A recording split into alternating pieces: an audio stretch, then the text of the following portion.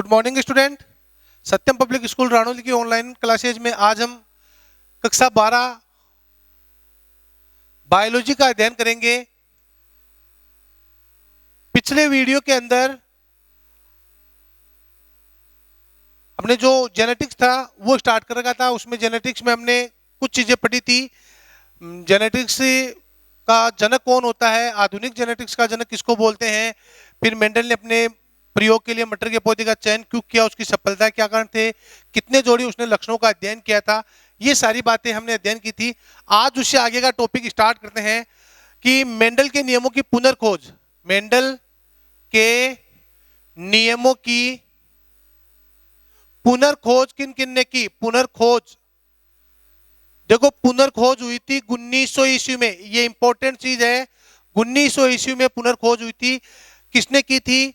हुगो de Vries, हुगो de Vries, call coherence और Eric T सेनमार्क। इन तीन वैज्ञानिकों ने मेंडल के नियमों की पुनर्खोज की थी 1900 ईस्वी में। मेंडल ने प्रयोग किए थे 1965 में और इन्होंने खोज की थी 1900 ईस्वी में। जब इन्होंने 1900 ईस्वी में अपना रिजल्ट निकाला तो इन्होंने तीनों ने कहा था कि हमने जो रिजल्ट आज निकाला है वो रिजल्ट तो आज से 35 साल पहले कोई निकाल के चला गया था। मेंडल ने जब प्रकाशन किया था 1965 में, मेंडल की मृत्यु कब हुई थी? 1984 को, मरने के 16 साल पश्चात। और प्रयोग किए उसके कितने साल पश्चात? 35 साल पश्चात। तो मेंडल को आनुवांशिकी का जनक मरने के 16 साल पश्चात और प्रयोग करने के 35 वर्ष पश्चात कब कहा गया था? कौन सी ईस्वी में? 1900 ईस्वी में मेंडल को आनुवांशिकी का जनक कहा गया था। तो ये तीन वैज्ञानिकों के नाम ध्यान रखने हैं, हुगो डिवरीज, कॉल कोरेंस और इरिक टी सेनमार्क। इन तीनों ने मेंडल के नियमों की पुनर्खोज की थी। इससे आगे देखते हैं, आगे का टॉपिक बहुत इंपॉर्टेंट टॉपिक है। मेंडल ने दो संकरण के नियम दिए थे वंशागति के। एक जीन की वंशागति, एक जीन की वंशागति, और एक दिया था दो जीनों की वंशागति। दो जीनों की वंशागति इंपॉर्टेंट टॉपिक है, आपको ये याद रखना है, बहुत इंपॉर्टेंट है। एग्जाम में ये बहुत बार एग्जाम में पूछे जाते हैं। एक जीन की वंशागति और दो जीन की वंशागति। एक जीन की वंशागति को आप एक संकर संकरण कह सकते हैं, मोनोहाइब्रिडाइजेशन कह सकते हैं, और दो जीनों की वंशागति को द्विसंकर संकरण कह सकते हैं, डाइहाइब्रिडाइजेशन।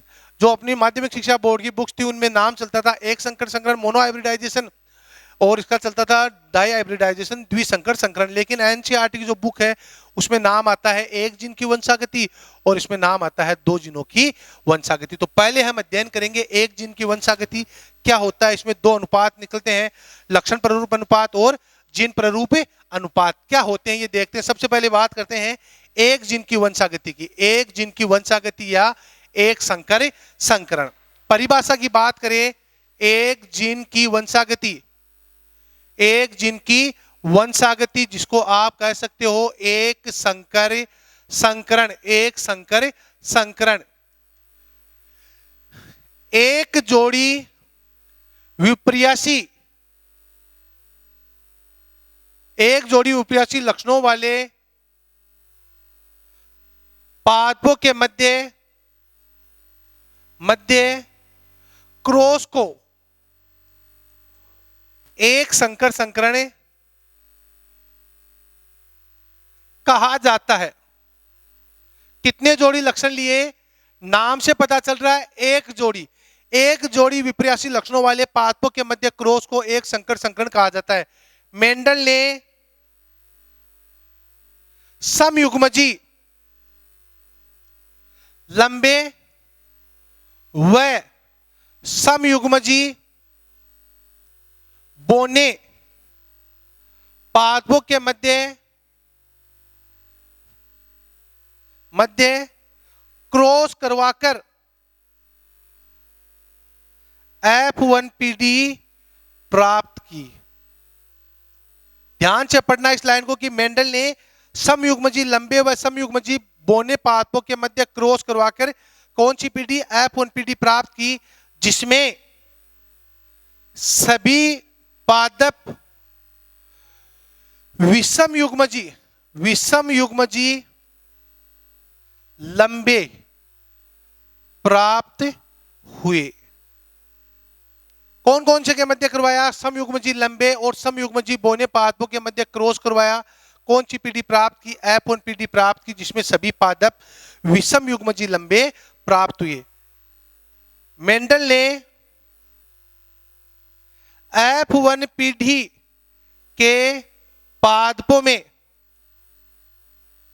स्वपरागण करवाकर F2 पीढ़ी प्राप्त की, जिसमें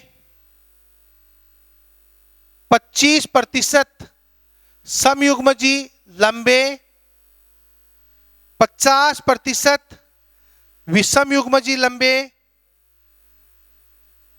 व 25% समयुग्मजी बौने पौधे प्राप्त हुए। बौने पौधे प्राप्त हुए, ये आपको ध्यान रखना है। ये थ्योरी है, इसका क्रॉस अब हम देखेंगे। पहले इसको पढ़ लेते हैं कि क्या क्या कहा। एक जोड़ी उपरियासी लक्षणों वाले पादपों के मध्य क्रॉस को एक संकर संकरण कहा जाता है। मेंडल ने समयुग्मजी लंबे को इंडिकेट करते हैं कैपिटल टी से, और समयुग्मजी बौने को करते हैं स्मॉल टी। पादपों के मध्य क्रॉस करवाकर F1 पीढ़ी प्राप्त की, जिसमें सभी पादप विषम युग्मजी को बोलते हैं कैपिटल टी और स्मॉल टी, विषम युग्मजी प्राप्त हुए। मेंडल ने F1 पीढ़ी के पादपों के मध्य स्वपरागण करवाकर F2 पीढ़ी प्राप्त की, जिसमें 25% समयुग्मजी लंबे, 50% विषम युग्मजी लंबे और 25% समयुग्मजी बौने पौधे प्राप्त हुए। ये सारी चीजें किसमें आती है? एक संकर संकरण के अंदर आती है। अब हम इसमें क्रॉस करवा के देखते हैं कि वास्तव में F2 पीढ़ी आती है, उसमें 25% लंबे, 50% विषम युग्मजी लंबे और 25% सम युग्मजी बौने प्राप्त होते हैं या नहीं। क्रॉस कैसे होता है देखना इधर। जब इनमें संकरण करवाते हैं तो इसमें 3 विधियां होती है।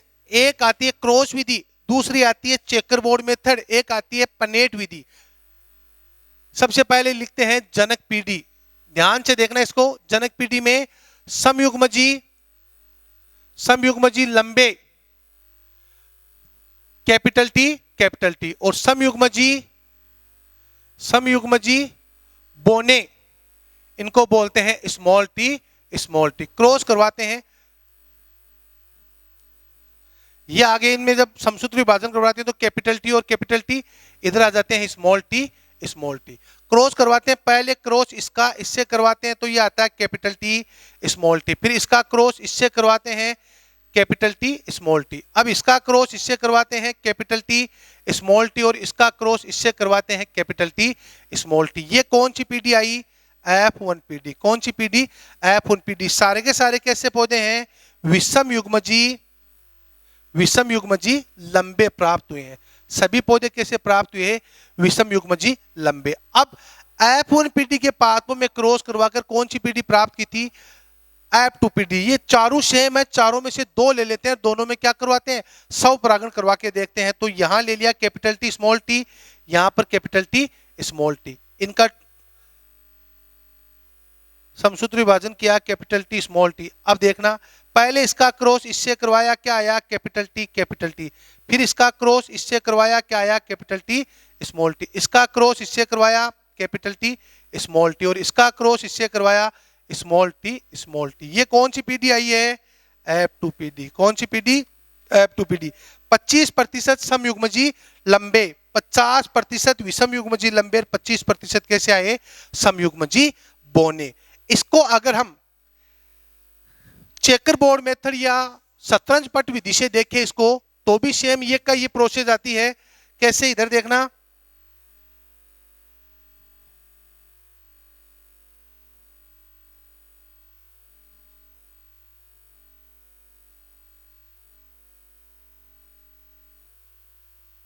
ये है 2 लिए हमने, एक ले लिया कैपिटल टी स्मॉल टी इधर और ये का ये इधर ले लिया कैपिटल टी स्मॉल टी। इसका क्रॉस इससे करवाएंगे कैपिटल टी, इसका क्रॉस इससे कराओगे कैपिटल टी स्मॉल टी, इसका क्रॉस इससे कराओगे, इसका क्रॉस इससे करवाएंगे कैपिटल टी और स्मॉल टी, इन दोनों का करवाएंगे स्मॉल टी। इसको बोल सकते हो चेकर बोर्ड मेथड, शतरंज पट विधि या पनेट मेथड, ये वैज्ञानिक था पनेट, उसने दी थी। दोनों में से कोई सी भी बोल सकते हैं इस विधि को। सेम ये की है, देखो capital T capital T, capital T small T, capital T small T, ये रहे दोनों, और ये स्मॉल टी स्मॉल टी। इसका अगर अनुपात देखें, लक्षण प्ररूप, लक्षण प्ररूप अनुपात देखें, लक्षण प्ररूप अनुपात आता है 3:1। फिनोटाइप बोलते हैं इसको, फिनोटाइप। ये अनुपात इंपॉर्टेंट है भाई। लक्षण प्ररूप में पादप की बाह्य आकारिकी का अध्ययन किया जाता है। बाह्य आकारिकी का मतलब लंबे कितने, इसमें हमें समयुग्मजी विषमयुग्मजी नहीं देखने होते हैं, केवल लंबे कितने हैं और बोने कितने हैं वही देखने होते हैं। लंबे कितने हैं, एक, ये भी लंबा है, ये भी लंबा है और ये भी लंबा है। कितने लंबे हैं, 3। बोना कितना है, केवल 1। अब दूसरा अनुपात आता है इसका जीनोटाइप। कौन सा आता है, जीनोटाइप या जिन प्ररूप, जीनोटाइप या जिन प्ररूप। इसमें हमें सम और विषम देखना होता है। 1:2:1, मतलब 25% समयुग्मजी लंबे हैं, 50% विषम युग्मजी लंबे हैं और 25% क्या है, समयुग्मजी बोने हैं। तो ये दोनों अनुपात आपको ध्यान रखने हैं कि एक संकर संकरण या एक जीन की वंशागति के अंदर लक्षण प्ररूप अनुपात कितना होता है, 3:1, और एक संकर संकरण के अंदर जीन प्ररूप या जीनोटाइप अनुपात कितना होता है, 1:2:1। ये दोनों अनुपात इंपॉर्टेंट होते हैं। और आपको ये कौन सी विधि है, पनेट मेथड बोल दो, चेकर बोर्ड मेथड बोल दो, उसके द्वारा हमारे पास F2PD आई है, जो 25% समयुग्मजी लंबे आए हैं, 50% विषमयुग्मजी लंबे और 25% समयुग्मजी बोने पौधे प्राप्त हुए हैं। ये आता है एक जीन की वंशागति के अंदर, ये आपका एक संकर संकरण आता है। अब हम देखते हैं दूसरा, इसमें हमने कितनी जोड़ी ली है, एक जोड़ी विपर्यासी लक्षण लिए हैं। एक जोड़ी विपर्यासी लक्षण कौन सा, लंबा और बोना, लंबा और बोना लिया है। अब हम करेंगे दो लक्षणों की, दो जीनों की वंशागति, उसमें कितने लेंगे, 2 जोड़ी लेंगे। कितने लेंगे, 2 जोड़ी लक्षण लेंगे और उसमें अनुपात निकालेंगे कि फिनोटाइप अनुपात कितना आता है और जीनोटाइप अनुपात कितना आता है। दूसरा देखते हैं, 2 जीनों की वंशागति। 2 जीनों की वंशागति में देखो, थ्योरी नहीं लिखूंगा मैं, सीधा बताऊंगा, थ्योरी आपको लिखनी है। 2 जीनों की वंशागति, 2 जीनों की वंशागति क्या बोलोगे, द्विसंकर संकर संकरण।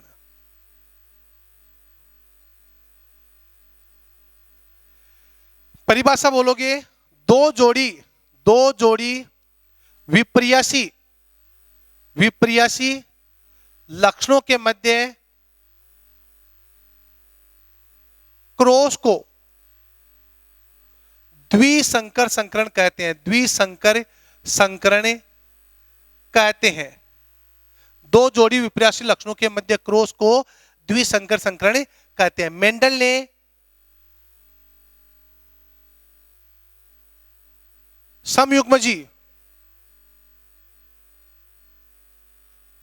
गोल व पीले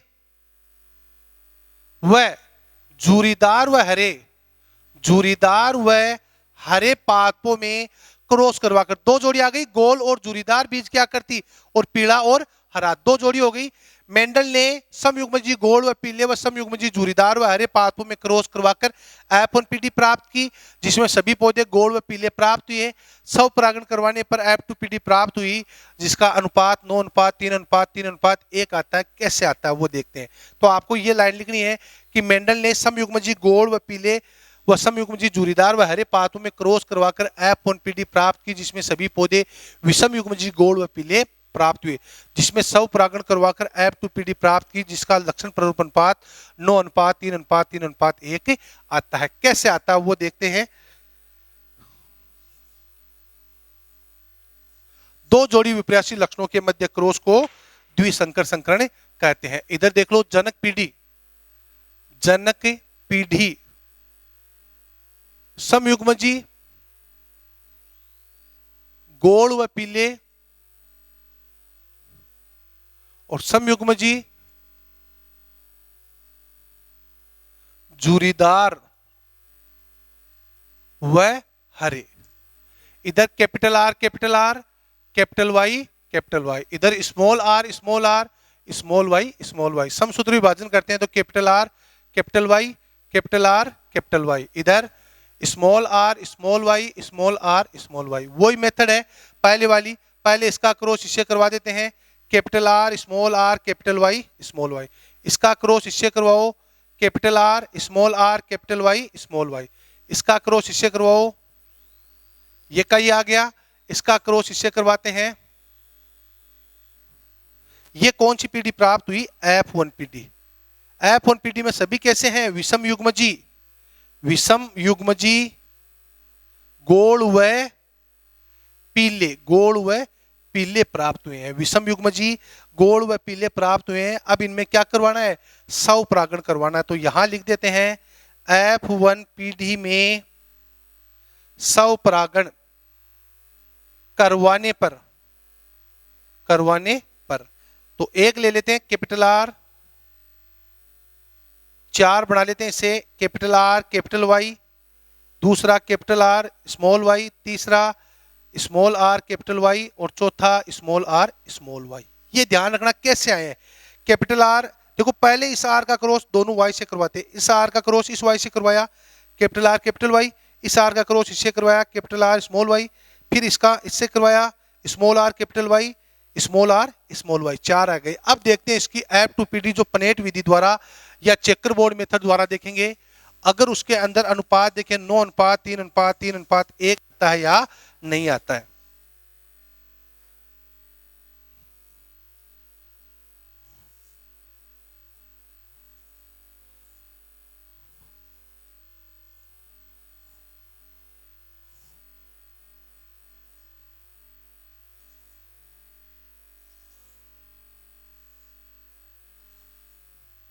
ये लिख देते हैं ऐसे कैसे, capital R capital Y capital R small R capital Y small R small Y. चारों के चारों इधर लिख दो, capital R capital Y capital R small R capital Y और ये लो। अब क्रॉस करवाते जाओ, इसका क्रॉस इससे कैपिटल आर इसका क्रॉस इससे capital R capital Y small Y, इसका क्रॉस इससे,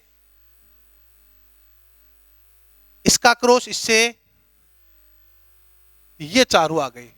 अब दूसरे का क्रॉस करवा देते हैं, इसका क्रॉस करवाओगे तो capital R capital Y small Y, इसका क्रॉस करवाओगे कैपिटल आर स्मॉल वाई, इसका क्रॉस इससे करवाओगे तो capital R capital Y small Y, इसका क्रॉस इससे करवाओगे तो capital R capital small Y, इसका क्रॉस करवाओगे तो कैपिटल आर कैपिटल वाई, इससे करवाओगे capital R capital Y small Y, इससे करवाओगे तो स्मॉल आर कैपिटल वाई और लास्ट वाले से small R capital Y small Y.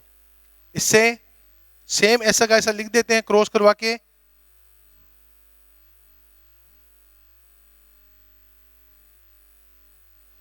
और स्मॉल आर के स्मॉल वाई ये आपके क्रॉस आ गए। इसका लक्षण प्ररूप अनुपात देखिए, लक्षण प्ररूप अनुपात इसका आता है लक्षण प्ररूप अनुपात, वो आएगा 9 अनुपात 3 अनुपात 3 अनुपात 1 और जिन प्ररूप अनुपात आएगा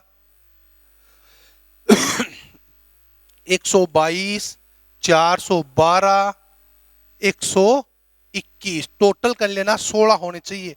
9 3 12 3 15 1 16, 3 1 2 3 और 2 5 और 4 9 10 11 12 13 14 15 और 16, टोटल कितने आ रहे हैं?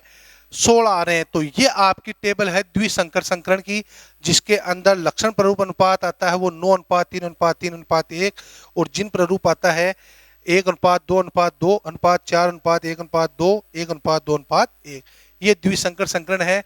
ये थोड़ा सा आपको समझने में कठिनाई होगी इसके अंदर, जब भी ऑफलाइन क्लास के अंदर आएंगे तो आपको ये क्लियर होगा कि कैसे आता है। यहाँ पर आप देख सकते हो, बस इनका क्रॉस इससे करवाना है, आर का आर से, वाई का वाई से, वो लिखने हैं एजिट ऐसे कैसे, तो उसमें अनुपात आ जाएगा 9 अनुपात 3 अनुपात 3 अनुपात 1। इसके पश्चात इससे आगे के टॉपिक के बारे में हम चर्चा करेंगे नेक्स्ट वीडियो में। Thank you very much.